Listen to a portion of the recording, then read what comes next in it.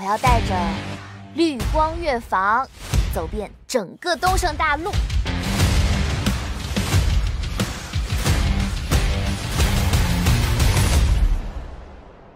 绿光乐坊小木前来报道，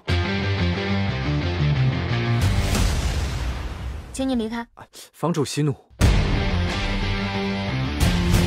从今天开始，你正式成为本少君的乐姬。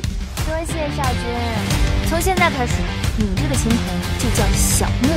静听房主教诲。靳先生本是洒脱之人，怎么到了情感方面就变得这般扭捏起来？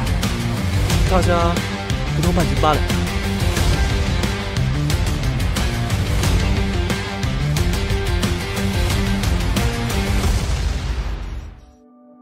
我们是幻乐坊，代表着东胜最正统的音乐。别说一个小小的绿光乐坊，便是10个100个，也不配和我们相提并论。我希望全天下的乐师和乐曲可以有流派之分、风格之分，但没有官民之分。毕竟，我对音乐的初心就是希望给大家带来快乐。